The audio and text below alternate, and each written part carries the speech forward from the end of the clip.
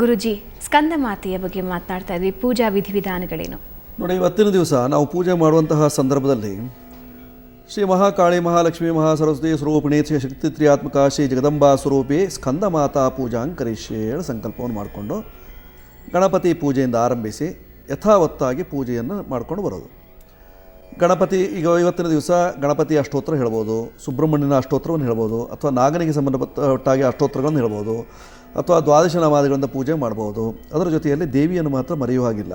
ದೇವಿಯ ಅಷ್ಟೋತ್ತರ, ದೇವಿಯ ಲಲಿತಾ ಅಷ್ಟೋತ್ತರದಿಂದ ಪೂಜೆ ಆನಂದದಲ್ಲಿ. ಯಾಕೆಂದರೆ ಪಂಚಮಿ ತಿಥಿ ಅಂದರೆ ಲಲಿತಾ ಪರಮೇಶ್ವರಿಗೆ ತುಂಬ ಪ್ರೀತಿಯಾಗಿದ್ದಂತೆ. ಆದ್ದರಿಂದ ಇವತ್ತಿನ ದಿವಸ ಪಂಚಮಿ ಆದ್ದರಿಂದ ಲಲಿತಾ ಸಹಸ್ರನಾಮ ಪೂಜೆಗಳನ್ನು ಮಾಡ್ಕೊಳ್ಬೋದು. ಇವೆಲ್ಲ ಮಾಡಿದ ನಂತರದಲ್ಲಿ ನೈವೇದ್ಯಾದಿಗಳು. ಈ ನೈವೇದ್ಯ ಮಾಡುವಂಥ ಸಂದರ್ಭದಲ್ಲಿ ಸುಬ್ರಹ್ಮಣ್ಯನಿಗೆ ಬಾಳೆಹಣ್ಣು ಅಂದರೆ ತುಂಬ ಪ್ರೀತಿ. ಬಾಳೆಹಣ್ಣು ಅದಕ್ಕೆ ಕಾರಣ ಯಾಕೆಂದರೆ ಈಗ ಸುಬ್ರಹ್ಮಣ್ಯ ಕ್ಷೇತ್ರ 3 ಕ್ಷೇತ್ರಗಳಿದ್ದಾವೆ. ವಿಶೇಷವಾಗಿ ನಮ್ಮ ಕರ್ನಾಟಕ ಪ್ರಾಂತ್ಯದಲ್ಲಿ ಇರುವಂಥದ್ದು 3. ಮೊದಲನೇದಾಗಿ ಘಾಟಿ ಸುಬ್ರಹ್ಮಣ್ಯ ನಮ್ಮ ಪ್ರಾಂತ್ಯದಲ್ಲಿರುವಂಥದ್ದು. ಇನ್ನು ದಕ್ಷಿಣ ಕನ್ನಡಕ್ಕೆ ಹೋದರೆ ಅಲ್ಲಿ ಏನಾಗಿದೆ ಅಂತಂದರೆ ಅಲ್ಲಿ ಸುಬ್ರಹ್ಮಣ್ಯ, ನಾವು ಕುಕ್ಕೆ ಸುಬ್ರಹ್ಮಣ್ಯ ಅಂತ ಹೇಳ್ತೇವೆ. ಆ ನಂತರದಲ್ಲಿ ಬಾಲಸುಬ್ರಹ್ಮಣ್ಯ ಅಂತ ಮತ್ತೊಂದಿದೆ. ಹೊನ್ನಾವರ ತಾಲೂಕಿನಲ್ಲಿ ಬಾಲಸುಬ್ರಹ್ಮಣ್ಯ ಅಂತಿದೆ. ಆ ಬಾಲಸುಬ್ರಹ್ಮಣ್ಯದಲ್ಲಿರುವಂತಹ ಇದಕ್ಕೆ ಬಾಳೆಹಣ್ಣು ಅಂದರೆ ತುಂಬ ಪ್ರೀತಿ. ಯಾಕೆಂದರೆ ನಾರದ ಪ್ರತಿಷ್ಠೆ ಅದು. ನಾರದರು ಪ್ರತಿಷ್ಠೆ ಮಾಡುವಂತಹ ಸಂದರ್ಭದಲ್ಲಿ ಇಡಗುಂಜಿಯ ಗಣಪತಿಯನ್ನು ಮೊದಲು ಪ್ರತಿಷ್ಠೆ ಮಾಡಿದ್ರಂತೆ. ಅವನಿಗೆ ಖಾದ್ಯವನ್ನು ನೈವೇದ್ಯ ಮಾಡುವಂತಹ ಪದ್ಧತಿಯನ್ನು ಮಾಡಿದರು. ಹಾಗಿದ್ರೆ ಇವನಿಗೇನು ಸುಬ್ರಹ್ಮಣ್ಯನಿಗೆ ನಿನಗೆ ಬಾಳೆಹಣ್ಣು ಯಾವಾಗಲೂ ಸಿಗುವ ಹಾಗೆ ಮಾಡ್ತೇನೆ ಅಂತ ಬಾಳೆಹಣ್ಣನ್ನು ಅಲ್ಲಿ ವಿಶೇಷವಾಗಿ ಪೂಜೆ ಇದೆ. ಪ್ರತಿ ದಿವಸದ ಸಹಿತವಾಗಿ ಬಾಳೆ ಕೊನೆಯನ್ನು ತಂದು ಆ ಬಾಳೆ ಕೊನೆಯನ್ನು ತೆರೆದು ಆ ಬಾಳೆಹಣ್ಣನ್ನು ನೈವೇದ್ಯ ಮಾಡೋದು. ಅಲ್ಲಿ ಬಾಳೆಹಣ್ಣು ನೈವೇದ್ಯ ಯಾವಾಗ ಇಲ್ಲವೋ ಆ ದಿವಸ ಅಲ್ಲಿರುವ ಸುಬ್ರಹ್ಮಣ್ಯ ತನ್ನ ಸ್ವಸ್ಥಾನವನ್ನು ಸೇರ್ತಾನೆ ಹೇಳುವಂಥದ್ದು ನಾರದ ಪುರಾಣದಲ್ಲಿ ಬರ್ತದೆ. ಹೀಗಾಗಿ ಈ ಸುಬ್ರಹ್ಮಣ್ಯನಿಗೆ ಬಾಳೆಹಣ್ಣು ಅಂತ ಭಾಳ ಪ್ರೀತಿ. ಹೀಗಾಗಿ ಬಾಳೆಹಣ್ಣಿನಿಂದ ಮಾಡಿದಂತಹ ನೈವೇದ್ಯ ವಸ್ತುಗಳು ಇವತ್ತಿನ ದಿವಸ ತುಂಬ ಪ್ರೀತಿಯುಳ್ಳದ್ದು. ಬಾಳೆಹಣ್ಣು, ಗೋಧಿ ಹಿಟ್ಟು ಅಥವಾ ಅಕ್ಕಿ ಹಿಟ್ಟು, ಬೆಲ್ಲ ಇತ್ಯಾದಿಗಳನ್ನು ಸೇರಿಸಿ ಅದನ್ನು ತುಪ್ಪದಲ್ಲಿ ಕರಿದು ಮಾಡುವಂತಹ ಏನು ನೈವೇದ್ಯ ವಸ್ತು ಇದೆಯಾ ಅದಕ್ಕೆ ಅಪೂಪ ಅಂತ ಹೇಳ್ತಾರೆ. ಅಥವಾ ವಡೆ ನೈವೇದ್ಯ, ವಡೆ, ಅಪೂಪ, ಅಂಬೋಡೆ, ಅತ್ರಾಸ ಇವೆಲ್ಲ ತುಂಬ ಪ್ರೀತಿ ಅಂತ.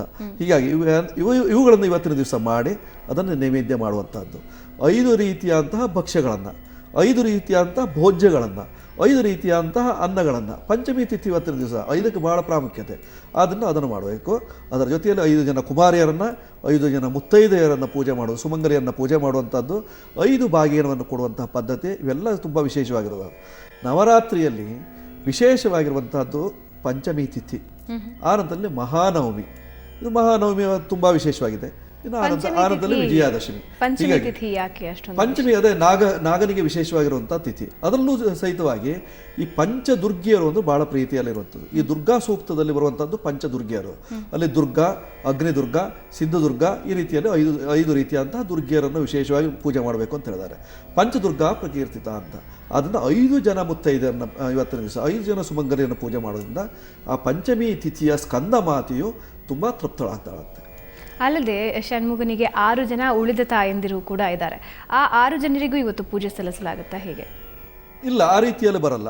ಅಂದರೆ ಕೃತ್ತಿಕಾತನೇ ಅಷ್ಟು ಬಿಟ್ಟರೆ, ಅಂದರೆ ಅದರ ಹಿನ್ನೆಲೆಯಲ್ಲಿ ಅವರು ಇದ್ದಾರೆ ಬಿಟ್ಟರೆ ಆದರೆ ಅವರದ್ದು ಪೂಜೆ ಇಲ್ಲಿ ವಿಶೇಷವಾಗಿ ಬರೋದು. ನೋಡಿ, ಅಲ್ಲಿ ಕೃತ್ತಿಕಾ, ರೋಹಿಣಿ, ಮೃಗಶಿರ, ಆರ್ದ್ರ, ಪುಂಸು, ಪುಷ್ಯ, ಆಶ್ಲೇಷ, ಇಲ್ಲಿ ಆಶ್ಲೇಷ ಅಂತವರೆಗೆ.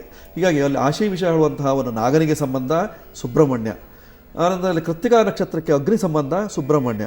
ವಿಶಾಖ ನಕ್ಷತ್ರದಲ್ಲಿ ಯುದ್ಧಕ್ಕೆ ಹೊರಟದಿಂದ ಸೇನಾನಿ, ಅದರಲ್ಲಿ ಸಂಬಂಧ. ಹೀಗಾಗಿ ಈ 3 ನಕ್ಷತ್ರಗಳಿಗೆ ಸಂಬಂಧ ರೂಪದಲ್ಲಿರುವವನು ಈ ಸ್ಕಂದನಾಗಿರ್ತಾನೆ ಸುಬ್ರಹ್ಮಣ್ಯ. ಅಷ್ಟು ಹೊರತಾಗಿ ಇವತ್ತಿನ ದಿವಸ ಬಾಕಿ ಉಳಿದವರಿಗೆ ಪೂಜೆ ವಿಶೇಷ ಅಲ್ಲ. ಇಲ್ಲಿ ನವದುರ್ಗಾತ್ಮಿಕೆಯಲ್ಲಿ ಇವತ್ತು ಸ್ಕಂದ ಮಾತಿಗೆ ತುಂಬ ವಿಶೇಷವಾದಂಥ ಪೂಜೆ ನಡೆಯುತ್ತೆ. ಯಾವ ಪುಷ್ಪ ಶ್ರೇಷ್ಠ ಗುರುಜಿ? ನೋಡಿ, ಸ್ಕಂದ ಆಳುವಾಗ ಹೆಗಲಿಗೆ ಹಾಕುವಂಥದ್ದು ಯಾವುದು? ಮಾಲೆ. ಆ ಮಾಲೆಗಳು ತುಂಬ ಪ್ರೀತಿ. ಇವತ್ತು ಪುಷ್ಪ ಮಾಲಿಕೆಯಲ್ಲಿ ಸೇವಂತಿಕಾ ಮಾಲೆ ಹಾಕಬಹುದು, ಅಥವಾ ಮಲ್ಲಿಕಾ ಪುಷ್ಪದ ಮಾಲೆಯನ್ನು ಹಾಕ್ಬೋದು, ಚಂಪಕಾ ಪುಷ್ಪದ ಮಾಲೆಯನ್ನು ಹಾಕ್ಬೋದು, ಅಥವಾ ಬಕುಳ ಪುಷ್ಪದ ಮಾಲೆಯನ್ನು ಹಾಕ್ಬೋದು.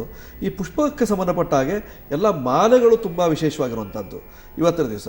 ಅದಲ್ಲದೆ ಅರ್ಚನೆಗೂ ತುಂಬ ವಿಶೇಷ ಪ್ರಾಮುಖ್ಯತೆ ಇದೆ ಇವತ್ತಿನ ದಿವಸ. ಇವತ್ತು ಮನೆಯಲ್ಲೇ ಕುಮಾರಿಯರಿದ್ದರೆ, ಅಂದರೆ ಚಿಕ್ಕ ಮಕ್ಕಳಿದ್ರೆ ಅವರಿಗೆ ಪೂಜೆ ಮಾಡಬಹುದಾ, ಅಥವಾ ಹೊರಗಿನಿಂದ ಕರೆಸಿದಂತಹ ಕುಮಾರಿಯರಿಗೆ ಮಾತ್ರ ಪೂಜೆ ಮಾಡಲಾಗುತ್ತಾ? ನೋಡಿ, ಈಗ ಮಕ್ಕಳು ಸಣ್ಣ ಮಕ್ಕಳು ಮನೆಯಲ್ಲಿದ್ದಾರೆ ಹೇಳಿದ್ರೆ ಆ ಮಕ್ಕಳಿಗೂ ಪೂಜೆಯನ್ನು ಮಾಡ್ಬೋದು. ಯಾಕೆಂದರೆ ಆ ಮಕ್ಕಳನ್ನು ಸಹಿತವಾಗಿ ನಾವು ದೈವ ಸ್ವರೂಪದಲ್ಲೇ ನೋಡ್ತೇವೆ.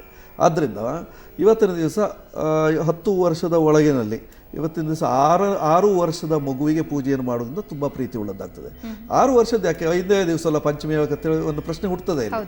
ಆದರೆ ಅದು ಆರಂಭ ಮಾಡುವಾಗಲೇ 2 ವರ್ಷದಿಂದ ಆರಂಭ ಮಾಡಬೇಕು. ಮೊದಲನೇ ವರ್ಷದವರಿಗೆ ಅವರು ಜೊಲ್ಲ ಸುರಿತಾ ಇರ್ತದೆ, ಅದನ್ನು ಹೇಳಿದೆ ನಾನು. ಆದ್ದರಿಂದ ಅಂಥದ್ದೆಲ್ಲ ಇರಬಾರ್ದು. 2ನೇ ವರ್ಷದಿಂದ ಆರಂಭ ಮಾಡಬೇಕಂತ, 2, 3, 4, 5, 6, 7 ಈ ರೀತಿಯಲ್ಲಿ ಅಂತ. ಇವತ್ತಿನ ದಿವಸ 6 ವರ್ಷದ ಕುಮಾರಿಯನ್ನು ಪೂಜೆ ಮಾಡೋದ್ರಿಂದ ಪಂಚಮಿ ತಿಥಿಯ ಅಧಿದೇವತೆಯಾದಂತಹ ಸ್ಕಂದ ಮಾತೆಯು ಸುಪ್ರೀತಿಯಾಗ್ತಾಳೆ. ಇದ್ರ ಬಗ್ಗೆ ನಿಮ್ಮ ಜೊತೆ ಇನ್ನಷ್ಟು ಮಾತಾಡ್ತೀನಿ. ವೀಕ್ಷಕರೇ, ಸ್ಕಂದ ಮಾತೆಯ ವಿಶೇಷತೆ ಬಗ್ಗೆ ನಾವು ಮಾತಾಡ್ತಾ ಇದ್ವಿ. ಪ್ರಮುಖವಾಗಿ ಇವತ್ತು 6 ವರ್ಷದ ಕುವರಿಯರಿಗೆ ಪೂಜೆಯನ್ನು ಸಲ್ಲಿಸಲಾಗುತ್ತೆ. ಶ್ರೀಚಕ್ರಕ್ಕೆ ಮಡಿ ಮೈಲಿಗಳು ಜಾಸ್ತಿ. ಈ ಸಾಲಿಗ್ರಾಮಕ್ಕಾಗಲಿ ಶ್ರೀಚಕ್ರಕ್ಕಾಗಲಿ ಮಡಿ ಮೈಲಿಗಳು ಜಾಸ್ತಿ. ಈಗ ಗಂಡಸೇ ಆಗಿರಲಿ ಹೆಂಗಸೇ ಆಗಿರಲಿ ಶ್ರೀಚಕ್ರವನ್ನು ಪೂಜೆ ಮಾಡುವಂಥ ಸಂದರ್ಭದಲ್ಲಿ ತುಂಬ ಮಡಿಯಲ್ಲಿರಬೇಕಾಗುತ್ತೆ ಅಂತ.